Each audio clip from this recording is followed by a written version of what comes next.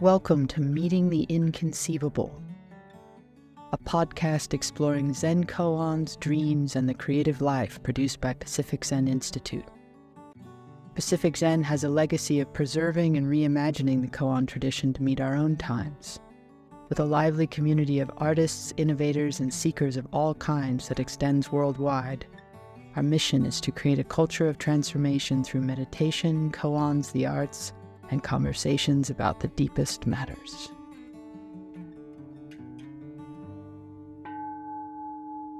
In this episode, Roshi Allison Atwill transforms the words of poet Anna Sphere into a talk on how the original silence, the original wholeness of the universe, completely unharmed, is always with us, even in the deepest darks of suffering.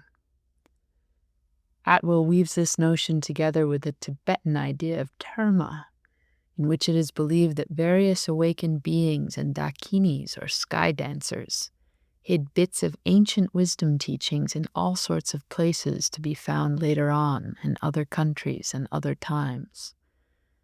Atwill says they were known to be hidden in trees, in the sky, sometimes suffused in herb oil or tucked away in caves. But they can also be hidden in the recesses of your own mind, an unlikely but thrilling prospect in taking up meditation. Well, good to see all of you. I'm going to try to weave three silken threads that seemed unrelated, but they keep weaving into each other in the last couple of days in my mind. One is a poem by the Polish poet Anna Sphere, and I sent it out with invitation for this talk, and it goes like this. It's called "There's a Light in Me," and she lived and wrote, and her poetry came from a country and a time of great turmoil and suffering. And somehow and in each situation of suffering that seems extreme and is extreme in some people's lives, I think here of Nelson Mandela for 27 years in the prison cell, that somehow when he emerged and when Anna Sphere wrote her poems, you could feel inside them they were wholly unharmed, that there was a place in them that was whole and in no way needed to be healed because it was never harmed.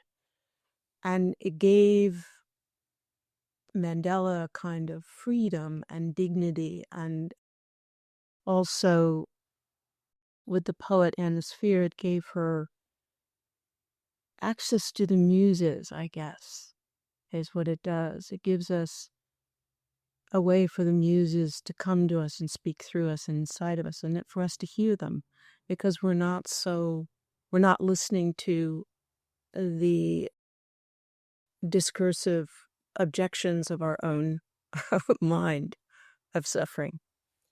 Anna's poem's called There's a Light in Me. Whether in daytime or in the evening, I always carry inside a light. In the middle of noise and turmoil, I carry silence. Always, I carry light and silence. And Hakuin says it this way. Everything, everyone shines with a great light. So that would be looking outward and seeing the light out there in the trees, in birds balancing on the fences, on a plate of roasted potatoes with rosemary, seeing the great light that's my own light appearing out in the world. And Linji turns it this way. Linji's move is always like this, turning it back. And he says it this way. There's a solitary brightness. There's a solitary brightness without fixed shape or form. It knows how to listen to the teachings. It knows how to understand the teachings. It knows how to teach. That solitary brightness is you. So that's the kind of opening gesture, I guess, that's been where we'll begin with this, the experience of my own awakened self. I guess that's another description of it.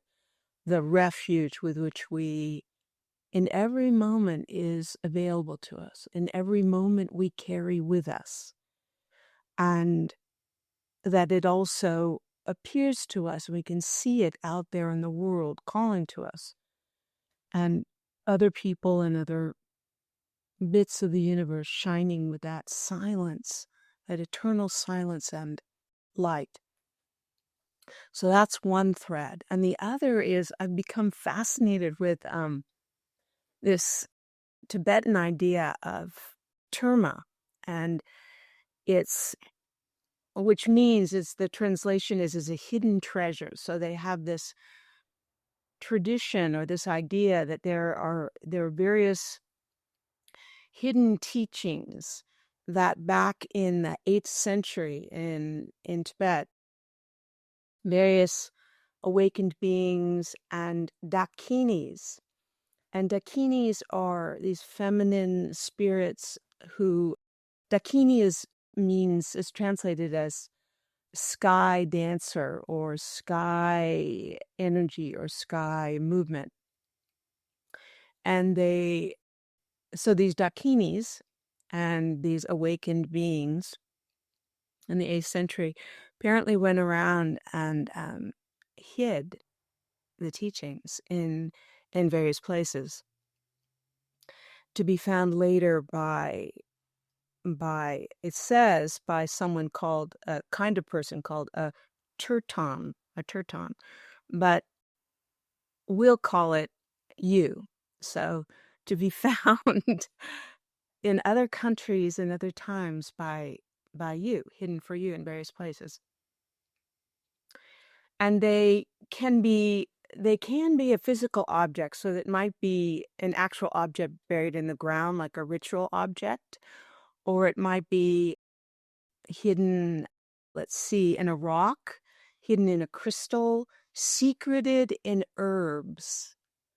It could also be hidden in a tree or a lake or other body of water, and it could be hidden in the sky. And these terma, they also can be hidden in your mind, which is like such a great idea for you to discover. And they're hidden along with being hidden. They're also come with them that they are a kind of almost like a seed or a fruit ripening, that it ripens at a certain time, at an auspicious time, and it's made for particular persons to find. So all of these hidden teachings have been scattered about your living room, in books of poetry on your shelves, in memory. It can even be in memory or in your mind or skies. So there's really, you just have all kinds of possibilities to find these.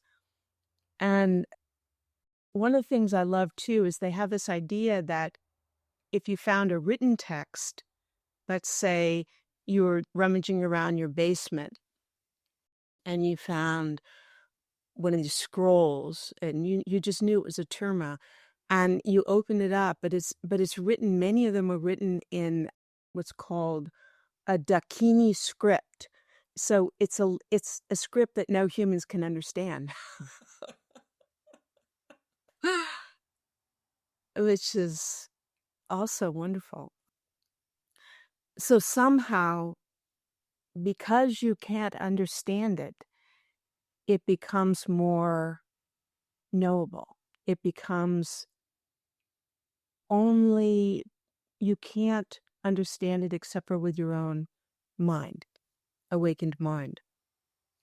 So I got very interested in this idea. And a friend of mine the other day got an email. Someone had sent him something they wanted to ask him about, but in the email there was a poem, and when he read the poem, something in his mind opened, and so you can even get terma in email, which is even like a really unlikely location for them, but they can appear anywhere. So, and then also there's an idea that if you find one, if some bit of awakening comes to you in a monarch butterfly or in a piece of poetry or in the night sky, and then what some awakened beings do with that is they will then take that terma and turn it into their own form and rebury it and hide it somewhere for future people to find. So if you're a poet or if you're a sculptor, you might make a piece of poetry, write a poem or a sculpture and hide it and unbury it later. So each human life, we're doing that all the time. Every gesture of every word, every gesture that comes from you when your mind and heart are open is terma. It's being plowed back into the earth or thrown up into the sky. And you don't know who's going to find it. You don't know what auspicious moment it will appear, and it will hold silence and the light for someone else in the grocery store, or in the post office, or in your great-grandchild. We just don't know. So in that beautiful, those two beautiful ideas began to weave themselves together.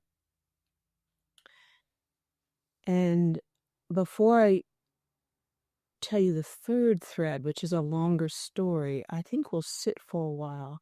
But before I do that, I'm going to read you a poem, and then we'll go Cohen.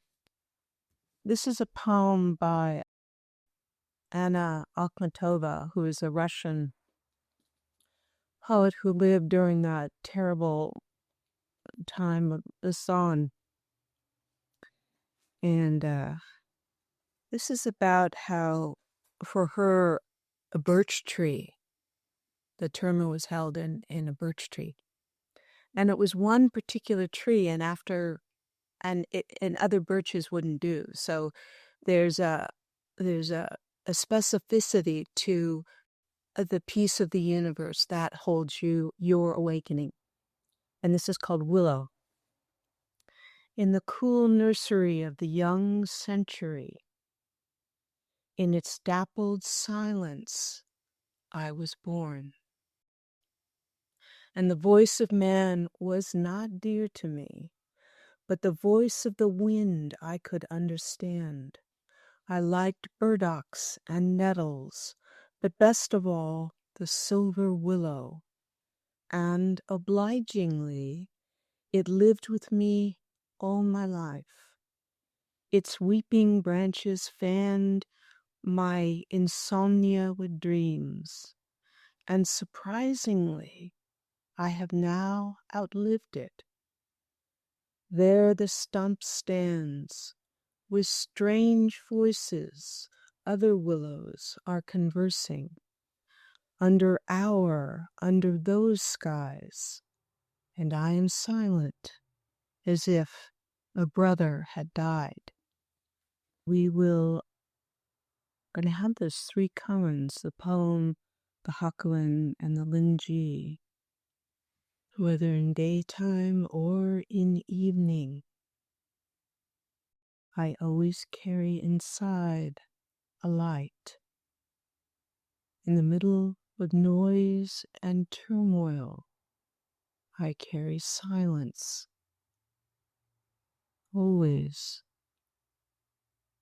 I carry light and silence. Everything and everyone shines with a great light. There's a solitary brightness without fixed shape or form. It knows how to listen to the teachings. It knows how to understand the teachings. It knows how to teach. That solitary brightness is you. Always I carry light and silence. Anna Akhmatova was born in 1889 in Odessa on the Black Sea. And Odessa is still a city of tremendous grace and beauty. It has French Mediterranean architecture, and it's known as the Pearl of the Black Sea. And then her family moved to just south of St. Petersburg, where she went to school. And Pushkin was in an area where Pushkin had gone to school as well and lived for many years. And he became her first muse, I guess, along with the silver birch tree. The other voice she was listening to, as well as Dante, was another voice. The hidden terma that she was discovering. One was Pushkin's writing and one was Dante. And she loved poetry from a very young age, and she started writing, I believe, when she was about 12. And eventually she met one of the leading poets in the area where she lived, south of St. Petersburg, and they ended up marrying. And they had a son named Lev. And then things began to get difficult in Russia with the First World War and the Second World War and Stalin. And as she's living all through this, she's listening to and listening for the voice of the muse, listening for the terma, looking for them, looking for the hidden treasures, the hidden writings, the hidden teachings that then she wrote down as poetry. And during the Stalin years, it became incredibly dangerous everyone was spying on everyone. So she was famous for not mentioning anyone's name. So if she were going, she were having tea with someone and they had a mutual friend, she would, and let's say the mutual friend, I don't know, was over the day before, she'd say, well, our friend was here yesterday, but she would never say their name. And she wrote, I'll read you a couple of poems where she doesn't mention the person's name. It's a famous poet that she writes, it was a friend of hers who was a poet who used to have conversations with trees as well. He would walk in the forest and speak to the trees, and he was someone who loved the elements, listening to the sky, terma, the wind and the rain. And this is called Death of a Poet. The unrepeatable voice won't speak again. Died yesterday and quit us. The talker with groves, or into gentlest rain of which he sang. And all the flowers that grew in this world came into bloom to meet his death. And straightway it's grown quiet on the planet that bears a name so modest, Earth. And then she writes later, when someone dies, his portraits change. The eyes gaze in a different way, and the lips smile a different smile. I noticed it when I returned from a certain poet's funeral, and since then I've checked frequently, and my conjecture has been confirmed. And then she kind of describes listening, what it's like for her listening for the hidden treasures. These poems have such hidden meanings. It's like staring into an abyss. And the abyss is enticing and beckoning. And never will you discover the bottom of it. And never will its hollow silence grow tired of speaking. And then she speaks about St. Petersburg, where she was living. And she loved Russia so much that there was a certain point when it was very, very dangerous, and people that she knew were being arrested. In fact, her first husband was arrested and shot as allegedly being a counter-revolutionary. There were so many. I mean, it's so confusing, Russian history, where there's these revolutionaries and then revolutions within the revolution, and all this kind of cross currents of paranoia and violence. But she writes about her city, St. Petersburg, and she gets a chance to leave. Many of her friends, poets and artists and intellectuals, are all leaving and fleeing Russia because it's really unsafe, and she won't leave. She feels somehow bound to the earth itself and the place itself, and no matter what is going to happen there, she wants to herself be one of the hidden texts and offer whatever she can to the people around her. So she writes to St. Petersburg, but not for anything would we exchange this splendid granite city of fame and calamity, the wide rivers of glistening ice, the sunless gloomy gardens, and barely audible the muse's voice. So Akhmatova, at a certain point, her son is arrested, and then he's released, and then he's arrested again, and he's released, and then he's arrested the third time, and he's sent to prison for a 10-year sentence. And her third husband is also arrested and sent to the gulag.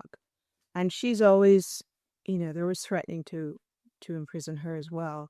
And in St. Petersburg, during the Stalin years, there was so much paranoia that he would just, arrest people blanketly, and so everyone was afraid that everyone else was spying on you and that you yourself would be thrown in. So all of these mothers and daughters and wives and sisters would wait in these long lines of these prison queues, and they would bring packages of food or clothing or other gifts for their loved ones who were in the prison. And there's a kind of a wretched pall that was laid on top of everything.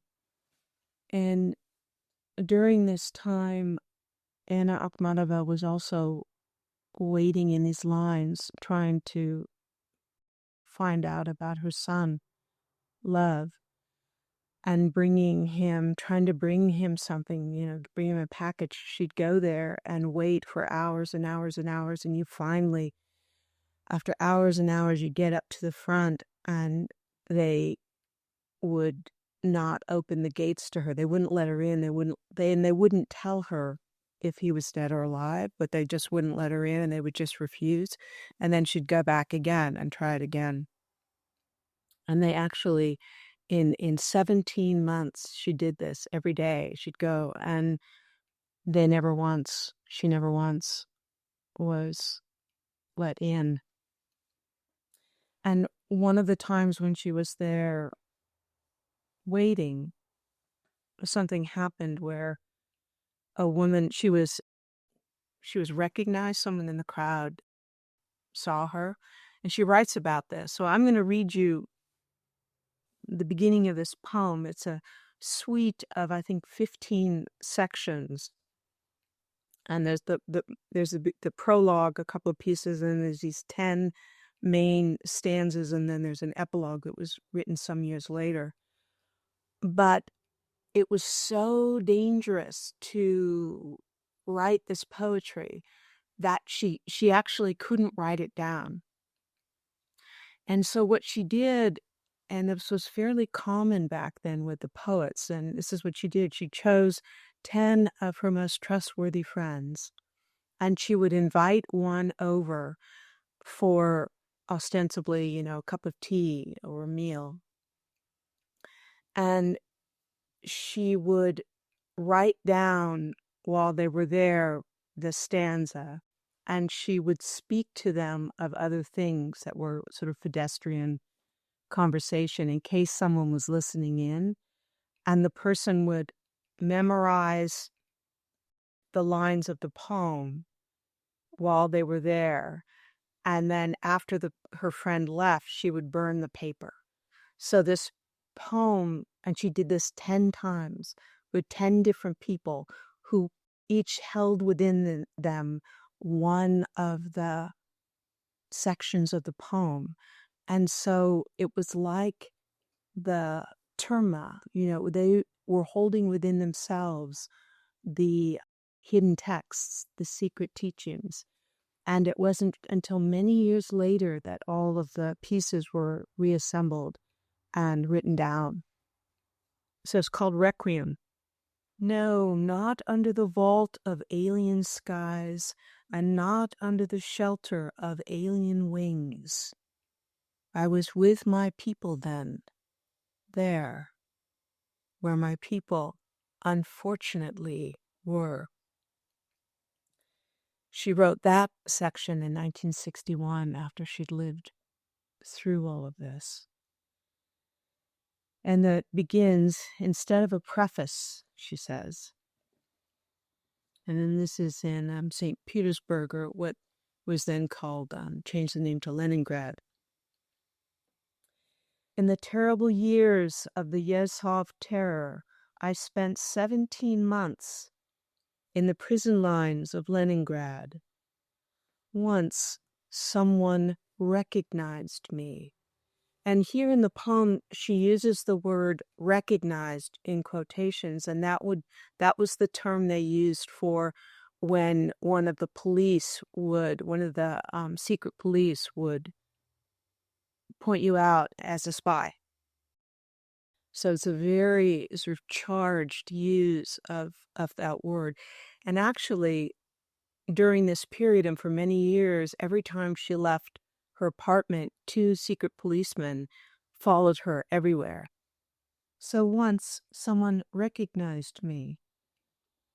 Then someone in the crowd she's waiting in these lines in the queue, waiting to get to the prison to see if her son is there.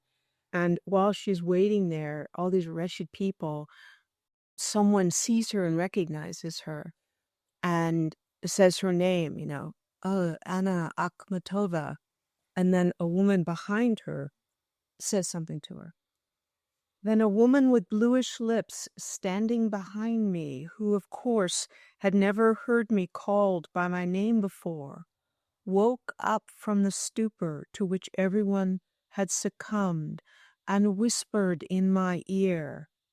Everyone spoke in whispers then. Can you describe this? And I answered, yes, I can. Then something that looked like a smile passed over what had once than her face. This terribly moving and strange and dark image of a very dark and difficult time. And I love the idea of each one of us carrying some piece of the whole poem and holding it in the silence and the light of our own inner life until it's time, until the auspicious time, as the Tibetan texts and say, when it's time for it to appear in the world, when it's needed.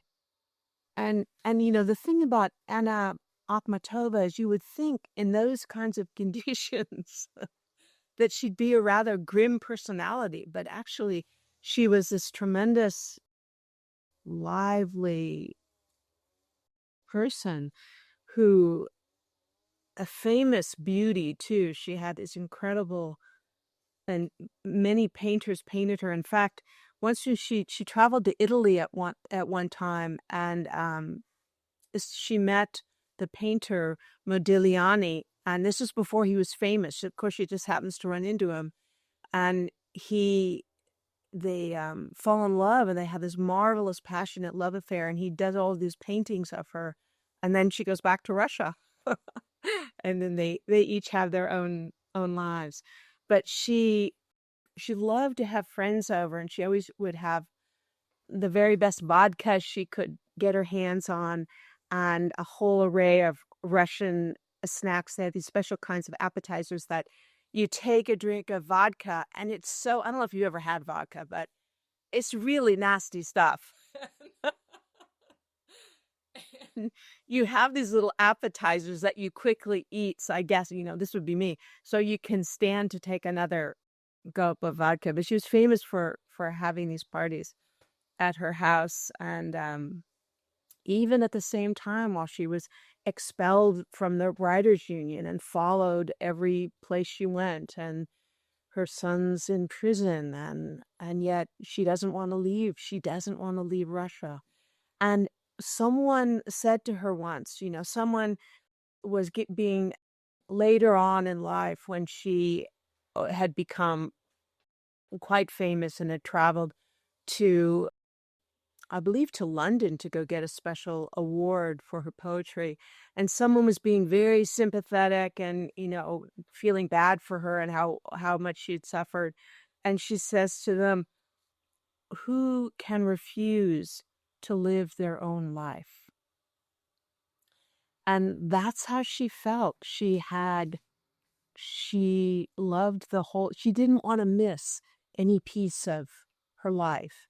She didn't want to run from any piece of it. Let's sit just for a very short time, and then I'm going to read you another poem, which is from our time, and it describes the appearance right now. The hidden texts. Everything shines with a great light. Even the neighbor's chainsaw, which I don't know if you can hear, but I can hear, shines with a great light, carries within it silence and light. And I do want to say one more thing about the terma. There's this another really fascinating thing. There's something called the sky terma and water terma and earth terma, which they're physical objects, but they could also be texts, as I said, but they could also be a physical object that evokes a memory, that will then we remember the teachings, that somehow it was something that we already knew, but the physical object will remind us that we're already awake. And it's just a beautiful description, I think, of what actually happens in the Tibetan sort of Baroque way, which I really like. And what else did I want to say about that? Oh, that the that they can be concealed within the mind, and that it's always a direct transmission toward the essence of the mind of you. And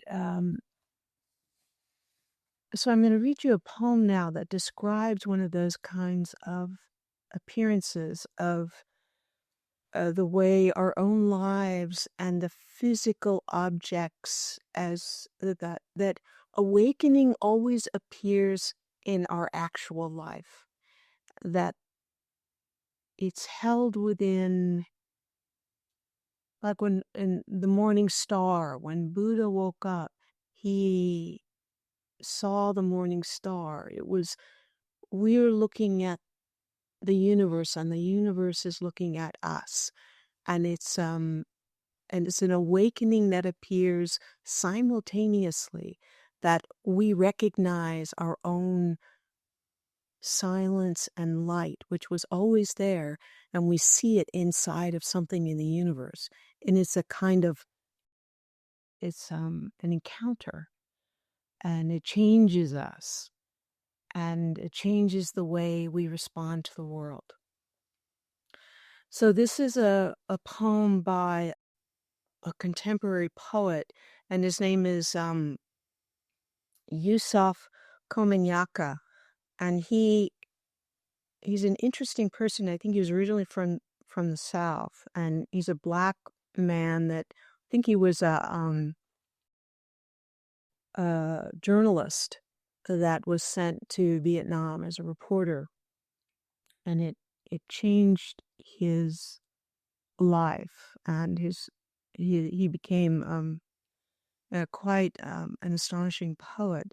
And the poem I'm about to read you he describes going to the Vietnam Veterans War Memorial, that wall of granite with all the names of everyone who died, all the Americans who died on there, written on it, and that's all it is.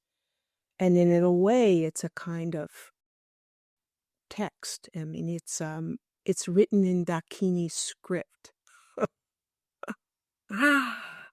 And he in the poem, he describes how both he enters into the stone, and how the reflection of the sky is teaching, and then other people walking by are also encountering this. It's called Facing It. My black face fades, hiding inside the black granite. I said I wouldn't. Damn it, no tears. I'm stone. I'm flesh. My clouded reflection eyes me like a bird of prey, the profile of night slanted against morning. I turn this way. The stone lets me go. I turn that way. I'm inside the Vietnam Veterans Memorial again, depending on the light to make a difference. I go down the 58,022 names, half expecting to find my own in letters of smoke. I touch the name Andrew Johnson. I see the booby trap's white flash. Names shimmer on a woman's blouse. But when she walks away, the names stay on the wall. Brushstrokes flash a red bird's wings cutting across my stare. The sky. A plane in the sky. A white vet's image floats closer to me. Then his pale eyes look through mine. I'm a window. He's lost his right arm inside the stone. In the black mirror, a woman's trying to erase names. No, she's brushing a boy's hair. So I think that is to say that when we ourselves are holding the light and the silence, everyone and everything around us can feel it. and that it changes what happens in the moment we're in. And that no matter how difficult the circumstances are, that we have a place that's a refuge for ourselves and for everyone who we're with. Always I carry light and silence. Always I carry silence and light. So I think maybe it'd be a good time to hear from a few voices. Let's see. I see Tess. Tess, would you like to say something? Sure. I find it just tremendously touching. The valuing of each line of poetry so much that you would entrust it to someone and keep it so close to you, and the value for just the particularity of each piece of the light from the dakinis that's given. And I was watching my stepdaughter make babka bread this morning, and she's carefully, over such a long time, sort of found just the right cinnamon and just the right piece of flour and just the right, and you can tell that she's found just a little bit of her Jewish heritage and kind of this moment. And there was this moment this very difficult moment of the babka where you have to sort of fold into this twisting motion all these things that you've been making. And for some reason, I was just watching her hands and her face and just the level of care that she was actually putting into this piece of bread that she so wanted to then be able to share and taste and love. And I kind of felt the same when I happened on a bird's nest yesterday, and there was each piece of straw woven in and each piece of moss and each piece, so it just, there's something that in each line of poem and each friend that it was offered and each piece of grass and each twist of babka, there's just something very touching about that. So, and the second thing, you kept kind of hinting at the muses, and I just had this memory of reading recently something about that the muses wake the forgotten contents of the heart, of the thing that's in us, that somehow, whatever it is, the bread or the grass or the anything that's speaking to us. So that's pretty great too. Thank you. Yeah, your description of the bird's nest, it made me think of a bird's nest as a ritual object. It has that kind of care, and yeah, that's beautiful. John, would you like to say anything? Sure, thanks. I'm really moved. I love that whole notion of the terma and how it might already be in us, and I feel it is. I go, oh yes, I feel very good. Here it is. I can feel it, or it's in the bird calls or whatever we're coming across, and I was feeling also it's in the sorrow. I feel like uh, Kumiyako's poem is so wonderful and so full of this, the sorrow, and also the beauty that just to be here and feeling sorrow is also experiencing the teachings, and so I was very touched by that. Yeah. And the notion that no matter what burden we're carrying, I suppose Anna Sphere's poem says that too, but there's a space is always opening, it's always available to us. And thank you, it's really touching. Thank you. That was so amazing. The terma. Thank you for giving me the term for it.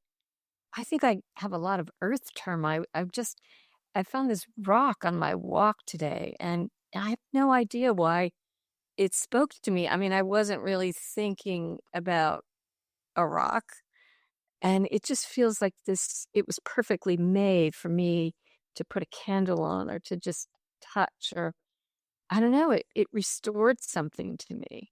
I haven't fully figured out what it was, but I had to take that rock back home with me. So it's some bit. That's great. It makes me think of, I love that part about how the Dakini script is something that we can't understand, we can't decipher. And that's very much how I feel about the bird song, that if it were words, it would be less clear than just the pure sound. It would be something harder to understand if they could actually speak words. Yeah. The termas, yeah, and the rock, that somehow it's just entirely itself, and any sort of written explanation make it less understandable. Yeah, I was very struck too by, after I was doing all this teaching, I'm thinking, wow, this is kind of sad material. I'm talking about Stalin and people in prison lines and, the memorial and all of this. But I guess that's to say that there's what maybe I am needing and what I feel people needing is the recollection of, and that we have a refuge, and that in that silence and light, and that's where we can hear and understand the teachings, and that's where we can teach from that place of the silence and the light, where we ourselves become the hidden teachings and offer them with our being to those around us when people seem really in need of that kind of steadying space inside themselves and in the world, that kind of silence. And I'll end with the 4 vows.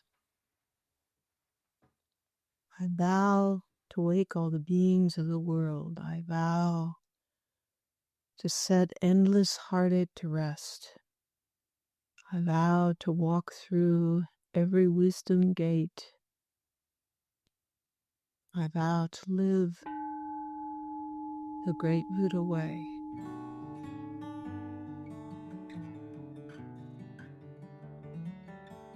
To support these episodes or learn more about upcoming programs and retreats at Pacific Zen Institute, visit us at pacificzen.org. You'll find details on John Tarrant's Sunday talks, our Open Temple morning meditation, and our Zen Luminary series featuring intimate conversations with scholars, poets, and teachers of Koan Zen. Thanks for listening.